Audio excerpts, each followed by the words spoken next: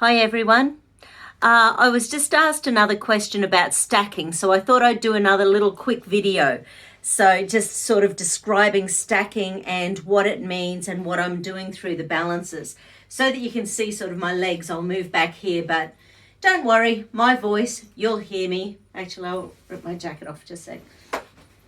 Okay, so basically stacking is a process in kinesiology where we store energy.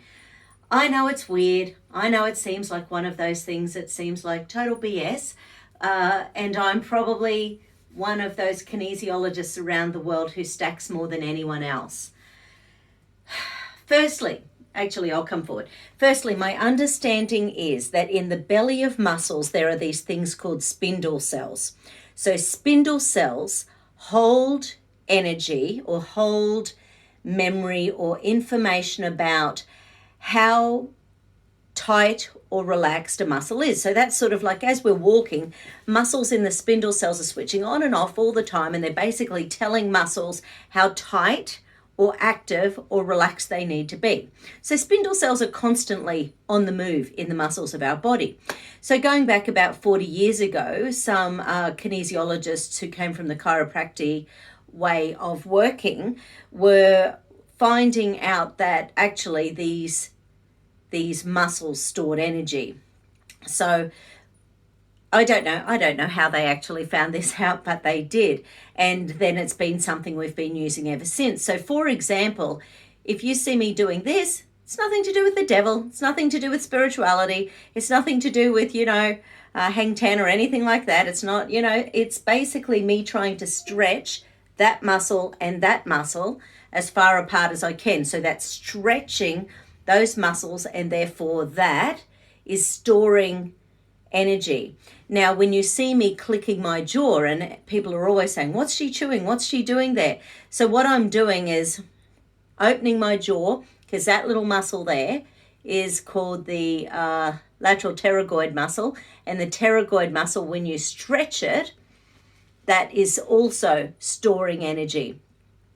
And the other one that I do is the hips. So funnily enough, it's actually in the glute medius muscle where we're storing information. So it's more about putting the feet together and pulling the feet apart that's storing the energy. So when you're using the three of these in tandem with each other, it's sort of like that one. If I have the energy stored here, it means I can walk around, and I can talk. Whereas if I have it in my jaw, obviously I can't talk. And as you know, in my treatments, I'm a big talker. Whereas this one, when I'm putting the information into my glute medius muscles, then I can't walk. So each of them has a purpose.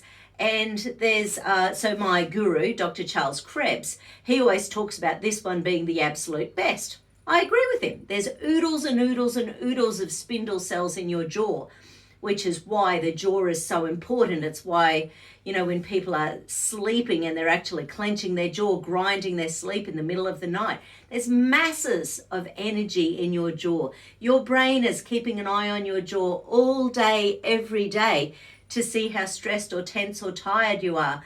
So, and then it's adjusting physiology in the body based on how tight your jaw is. So, given all of that, I'm not really storing different things in my hands or my jaw or my hips. Now, having said that, once again, I'm going to have a pretend person here. So head up this end, feet down that end. So let's just run that central meridian. So you can see I'm opening the jaw, and as my jaw is open, then my feet are coming together, my feet are coming apart. So that's transferred the energy from here to here. So now while my feet are apart, there's energy stored in there. So if someone tells me a story that is relating, like just say I say something about rage, anger, frustration, and at age 14, then they might go, oh, wow, at 14 years old, this story happened to me. Then there's another little spot that I absolutely love called a circuit retaining mode. So the circuit retaining mode, lying down, okay, so on the right side of the body, just behind the shoulder, just up here, so in that little divot in there, there's a spot, it's a gallbladder point, and that little spot in SIPS, stress indicate point system, that little spot is called a circuit retaining mode. So it's like a little video camera. So once again, you have to switch it on. And then once that is switched on, everything they say while you're touching that point gets stored in the proprioceptors. So in the spindle cells in either your hips or your jaw or your hand. So then once they tell that little story, you're getting the whole emotional construct of everything they're chatting about. Then you stack it in, that says, yep, got that as part of the balance, and then you can continue going on to the next part.